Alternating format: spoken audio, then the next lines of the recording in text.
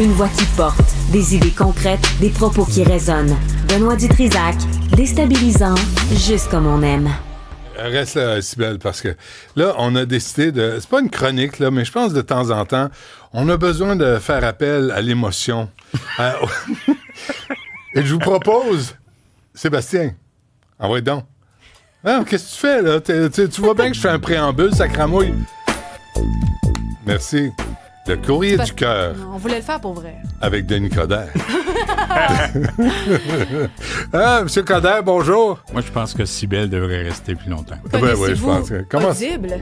Ah, ben oui. On va se dire avec Audible, fais-le, parce que je sais pas lire. Je sais pas lire, vas-y. C'est pas lire. Mais attendez. C'est un ancien politicien. Connaissez-vous les livres de romance sur Audible? Non. Ben, si vous ne connaissez pas ça, moi, je vous On invite... avait les romans Loquin dans mon temps, mais ça donne mon âge. Non, mais vous êtes ailleurs complètement mieux. parce que je vais prendre un 30 secondes pour vous le dire à vous, mais à tous ceux qui nous écoutent aussi. Audible vous permet d'aller découvrir une panoplie de livres audio. Puis ils ont une grosse catégorie qui est spécifiquement sur la romance. Il y en a pour tous les goûts. C'est vous, c'est votre fantasme, M. Coderre, là, c'est les cowboys, c'est les bébites qui n'existent pas. C'est vrai? Il y a votre catégorie, mais je le sais pas. Mais peut-être. Des romances Mais politiques, il doit en avoir. Je sens Yellowstone. Ça c'est bon, Ben oui, Yellowstone. j'ai écouté la première année déjà. Ben oui, mais si, mettons, vous êtes plus straight, on veut des histoires d'amour qu'on vit dans le quotidien, des politiciens, Là, sinon... faut que tu regardes Benoît. Qui regardent... Ah Quand ouais, tu vas le c'est straight, ça. c'est Benoît. c'est moi, ça. Des premiers ministres, des premières ministres, des maires... OK, c'est assez la pub, là. C'est une publicité, C'est ça, une là. publicité. OK, c'est pas du contenu, là. est C'est de la gratuit. publicité. Le premier livre est gratuit. Et allez le tester. Allez lire avec vos oreilles sur Audible. Audible.ca. C'est moi qui ai créé ça. Moi, les agences de publicité m'appellent pas, mais je pourrais te sortir des phrases de même, comme ça. T'en as sorti pas mal, les autres. Jusqu'à maintenant. Oui. Denis Coderre qui a lancé... T'as ouvert ton cœur, Denis. C'est beau, ça. Moi, j'apprécie ça. Quand t'es doux puis t'es affectueux envers les autres... C'est mon côté Louise de Châtelet. Oui, ça te fait du bien. J'allais dire Louise de Cespedes, Non, mais ça donnerait mon âge. personne comprend cette référence-là. T'es juste trop vieux. Ben, c'est TVA, quand même. Mais quand... Non, c'était Télémétropole, je pense. Oh, c'est avant le temps. La grosse giguère. Là, tu lances des recommandations, mais tu veux pas jouer au beau-père, là. Non, écoute, on me nomme aux 3 mots, fait que j'ai du temps qu'à me nommer, il m'a dit ce que je pense, mais je pense que Montréal mérite plus que des attaques personnelles. Je pense qu'on est rendu ailleurs. On s'est demandé pourquoi il y a tant de politiciens, politiciennes qui démissionnent en cours. On n'a jamais eu autant de gens qui assument pas. C'est toujours la faute des autres. On a oublié le verbe être et assumer. Et moi, je pense que avoir de l'expérience, c'est un atout. Alors moi, tout simplement, je dis, voici ce qu'on devrait faire pour les 20 prochaines années. Tu sais, tu parles souvent d'itinérance, il y a des réalités de ce côté-là. Il y a des réalités au niveau de la sécurité.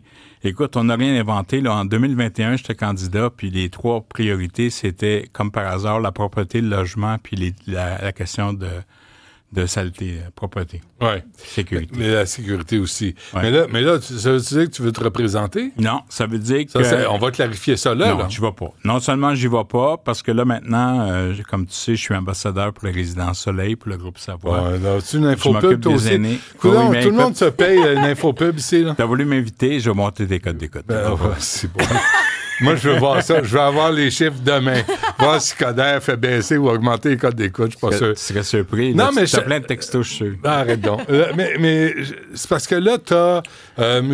Rabouin de Projet Saccageons Montréal. Tu as Ensemble Montréal, tu as Mme Ferrada, Soraya Martinez-Ferrada. Tu as Craig Sauvé de Transition Montréal. Ça, c'est ton ami personnel. Qui est plus gauche que les gauchistes. Il ne peut pas être plus à gauche. Voilà. As-tu vu sa publicité, son affiche, ben oui. avec le drapeau palestinien derrière lui? Ça va bien. Qui représente vraiment Québec solidaire?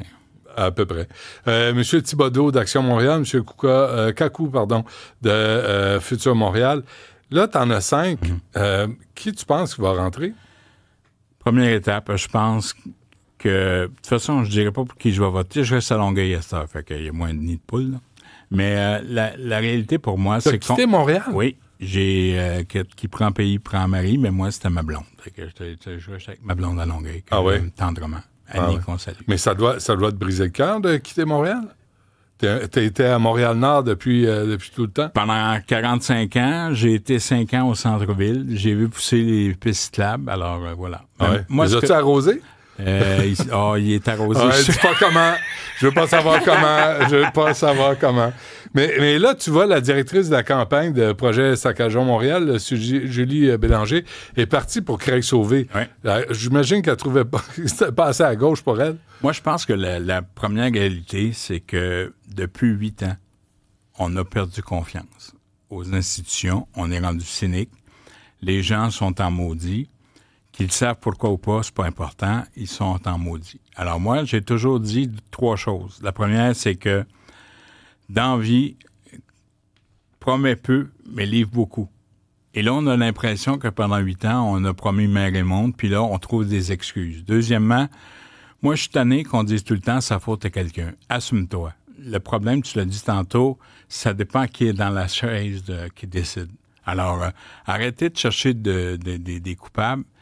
Quand tu es élu, c'est toi qui es le boss, organise-toi. Moi, je pense que les municipalités, c'est ce qu'il y a de plus extraordinaire parce que c'est pas des créatures des provinces, là, n'en déplaise à mon ami Robitaille. C'est des gouvernements de proximité. Moi, j'avais un ami qui était maire de Calgary qui disait à l'époque, si vous fermez la Chambre des communes, le monde, ça va leur prendre 3 semaines pour qu'ils s'en rendent compte. Fermer une assemblée législative ou nationale, ça va prendre 1 semaine. Quoique depuis la COVID, c'est peut-être plus que ça. Mais fermer un hôtel de ville, ça va prendre 24 heures, on va s'en rendre compte. Parce que sortir les vidanges, s'occuper des trottoirs, toutes ces situations-là, la sécurité, l'itinérance et le reste, ça te touche profondément. Mais Denis, quand l'hôtel de ville est ouvert, puis là, tu dis, parce que les vidanges, c'est pas fait, parce que les chantiers, c'est pas réglé, les nids de poules, c'est pas rempli, parce que c'est la confusion, on inverse le sens des rues. Ça, c'est l'héritage. Tu sais, là, Valérie Plante fait le tour des médias, elle vient pas ici, là, parce qu'elle m'aime plus. Ça me fait de la peine. Oui, mais moi, je t'aime, Benoît. Ça me compense. Mais là, tu dis, vraiment, tu sais, là, elle fait son bilan juste positif. Il faut avoir l'honnêteté. Toi, tu as fait des erreurs. T'as fait du bon, tu l'as échappé, là. Oui, mais la réalité, tu te rappelles, parce que tu as parlé tantôt de M. Duchesneau, qui était pas vérificateur, il était inspecteur général de Saint-Jérôme. Ouais. Moi, j'ai mis en place pour la première fois l'inspecteur général, qui est Denis Galland, qui est à la commission. Le Big, OK? Alors, qu'est-ce qu'on devait faire? Aujourd'hui, là, personne ne va pouvoir dire qu'il n'y a pas de corruption à Montréal parce qu'on a pris les choses en main, là. C'est nous autres qui avons réglé ça. Si aujourd'hui, depuis 8 ans, on se demande pas s'il y a eu des games de contrat, là, c'est à cause de ce qu'on a fait éventuellement. Deuxièmement, c'est sûr que quand tu promets Mer et Monde, le monde va être en maudit. Je veux dire, j'ai déjà vu ça. Tu peux juste être déçu. Ben, c'est ça. Alors, moi, tout ce que je dis, c'est que, premièrement, assumer, ça sent la fin du régime, c'est clair. Puis, on vote pas pour l'opposition, on défait les gouvernements. On a un problème à Québec, on a un problème à Montréal, on a un problème à Ottawa. La réalité, c'est que les gens vont voter pour ce qui va leur toucher le plus. Puis moi, malheureusement, ça... Mais soyons honnêtes, Denis, tu sais, il y a des décisions qui ont été prises à Ottawa, là, comme l'immigration massive. Montréal hérite du problème. Il y a des décisions qui se prennent à Ottawa. Ton ami Mark Miller, là, qui était ministre de l'Immigration, écoute, il a ouvert toutes les frontières, puis envoyé donc Justin Trudeau a envoyé des messages à travers le monde. C'est certainement vrai. C'est pas vrai, parce que là, tu parles d'un ancien ministre de l'Immigration. C'est pour ça. Des choses en perspective. Pourquoi tu penses que j'en parle? La première étape, c'est que faut faire une distinction entre les réfugiés, les immigrants, les travailleurs saisonniers, puis les étudiants. Ça, c'est non. Acharne-moi pas avec ça. C'est tous des êtres humains que tu dois accueillir. Fait que faut que tu les amènes dans des classes. Les classes sont pleines. Faut que tu leur offres des services sociaux. Il manque 200 logements à la Pocatière, c'est à cause des immigrants? Non, c'est parce qu'il faut qu'on fasse ces choses. Il y a une pression à la hausse. Qu'est-ce que tu penses? Je vais te donner un exemple bien précis. Ton problème, c'est si moi, je te donne un permis de construction ou de démolition au bout de 4 ans au lieu dans l'année. Puis si tu penses que tous les responsables des meubles, c'est une gang de bandits, puis il ne faut pas leur parler, ça se bâtit pas pendant ce temps-là. Mais si tu construis, puis que le monde continue de rentrer, puis tu n'es pas capable d'absorber, c'est pas des grippins, c'est des êtres humains, c'est des familles. Il faut être capable de les accueillir. La seule chose que je te dis, c'est que... encore un fonds libéral que tu soignes pas. Ton problème, et le problème de plusieurs, c'est qu'on prend l'immigration comme des boucs émissaires. Pas en tout. Oui. Non, il y a l'immigration qui remplit des formulaires, je te respecte. on est capable de les attendre. T'es pour la liberté d'expression, j'ai pas de problème. La démographie, Denis, là, à un moment donné, il faut la prévoir. Puis il faut que tu construises des écoles si tu attends des nouvelles familles. Oui, mais si ton école te coûte $1 million, puis que... $1 million? Ben, je suis gentil. Je suis gentil, là. C'est $1 million? Tu mets à peine la clôture autour de la cour d'école. C'est pour cette raison-là que ça, c'est quand tu n'en mets pas un an en suspension. Ensuite, quand tu as une piscine en plus. Ouais. Tout ce que je te dis, c'est que les municipalités, si on les considérait d'égal à égal avec Québec et Ottawa, on avait le statut de métropole, tu te souviens? Ouais, on avait l'autonomie municipale. Bien, ils ont arrêté. Parce que ça venait pas d'eux autres. Alors moi, tout ce que je dis, c'est que redonner les pleins pouvoirs, parce que l'intégration des immigrants, la question de santé publique, la question d'itinérance, toutes les questions sociales, les questions également de gestion des immeubles et le reste, ça, c'est municipal. Donnez-leur le pouvoir, donnez-leur les outils. L'autre élément, c'est qu'on ne peut pas juste vivre des taxes foncières. Si on faisait un nouveau pacte fiscal puis on disait que la TPS, si est vécue à Montréal, redonnez-la à Montréal en partie. On ne veut pas tout. Alors, si on donne des frais de représentation, moi, je pense qu'on va être capable de gérer mieux. Deuxièmement, vous vous souvenez, moi, quand j'étais là à l'époque, on avait un budget de 4 milliards de dollars. Il est rendu à 7 milliards. Mm-hmm. On a augmenté de plus de 3 000 jobs quand j'en avais coupé 2 000. On a un déficit actuariel épouvantable parce que la capacité de payer des Québécois n'est plus là. Et le Montréalais non plus. Bien, c'est ce que je dis. Alors, si au lieu d'augmenter les taxes, puis on parle d'une augmentation de 38 % si le taux d'endettement est de 120 % imaginez-vous, là, ça n'a pas d'allure. On n'arrive plus. On fait des tuyaux, puis là, on a baissé de 40 à 30 le taux d'écoulement. Mais pendant ce temps-là, ça coule pareil. Là. Fait qu'on prend de l'argent dedans. Oui, mais est-ce qu'il y a quelqu'un dans cette course-là qui t'inspire, Denis? C'est pas important. Je te demande pas pour qui tu vas voter. Je te demande qui t'inspire. C'est une façon snoro d'avoir la même réponse. Oui, mais moi, tout ce que je vous dis, je te connais juste depuis 30 ans. Tout ce que je dis, c'est que si vous avez un candidat ou une candidate qui assume, qui prend ses responsabilités, qui arrête de jouer à victime puis de mettre la faute sur les autres, allez-y. Moi, j'aime beaucoup ce que Soraya a fait avec Claude Pinard, par exemple, parce que Claude, je pense que c'est une bonne affaire. Mettez des bonnes personnes à la bonne place, assumez, arrêtez de dire que c'est la faute des autres, puis...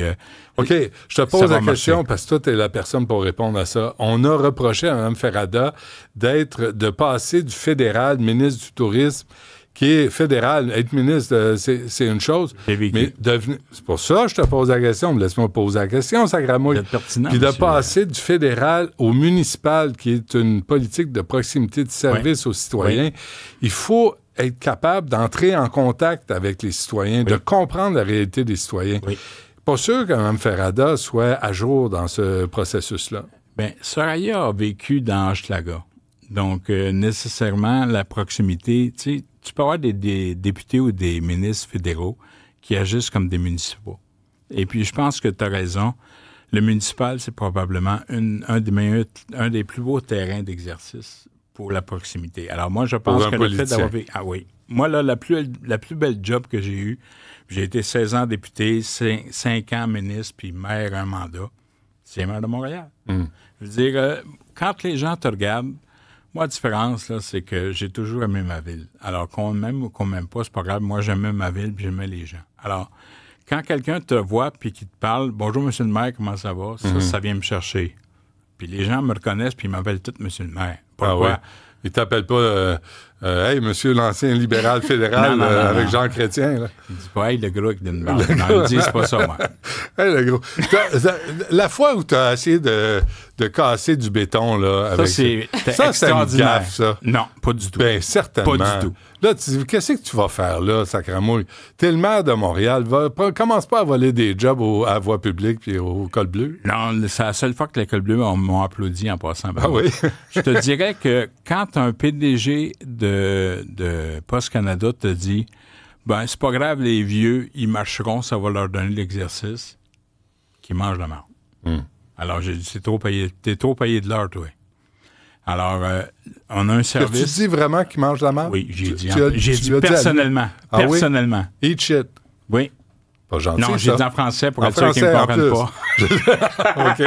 OK. Non, mais ce que je veux dire, c'est que les gens... Ah, merci, Sébastien. Quand toi, t'es à l'œuvre, là... Ouais, mais je t'en maudit, il m'a dit pourquoi. Si vous levez un peu, il y avait Benoît Doré puis Jim Bass. Puis, il n'a pas été aidé. Hein? Ils m'ont foutu une affaire. Je pensais que je burinais parce que c'était tellement petit qu'il fallait que je me penche. Ben oui, ça, c'est pas bon pour le dos. Christian Dubé s'est inspiré de vous dernièrement avec sa levée de terre. Hey! Puis il y a eu de la misère. Ouais. Hein? Il soufflait fort. Je pense que vous, c'était plus difficile, par contre. C'était quoi le but de cette lettre-là? Là? Qu'est-ce que tu veux faire en conclusion?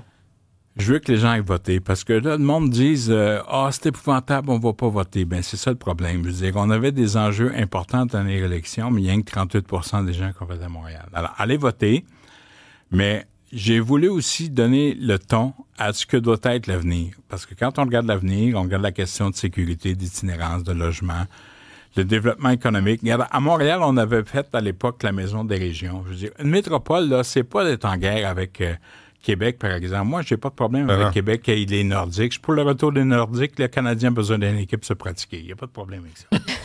Mais tout ce que je dis, c'est que... Tu sors toutes tes vieilles lignes. Il pogne en gros. Alors, moi, tout ce que je dis, c'est que on fait partie de la solution, pas du problème. On travaille ensemble. C'est pour ça que je fais ça. OK. Dernière affaire, Denis. Quand tu vois que tous les médias ne parlent qu'à Mme Ferrada puis à M. Rabouin, puis ils ignorent M. Sauvé, M. Kakou puis M. Thibodeau, il me semble que c'est pas d'une grande démocratie. Il me semble qu'on devrait entendre toutes les voix puis avoir toutes les options. Puis ça fait pas, tu votes pas pour, mais au moins t'es informé. Moi, j'ai pas de problème que tout le monde puisse participer. Moi, je me souviens qu'à l'époque, en 2013, on était 5 candidats. Richard Bergeron, il y avait... Ben oui. Puis il n'y a pas de problème, Mélanie Joly et compagnie. Ouais. Mais ce que j'espère pas, c'est que les médias vont déjà choisir leur candidat ou leur candidate et puis qu'ils vont trouver des façons de démolir des candidats plutôt que de regarder les enjeux qu'on a devant nous. Ouais. Parfait. Denis Coderre, Courrier du Cœur. On peut trouver ça sur TVA Nouvelles quelque part. Merci, Denis. Porte-toi bien. À la prochaine. Hey, c'est pas cette musique-là, on va regarder. Arrête, merci, va te déshabiller. Enlève ça, il va enlever son linge. Non, on va rester.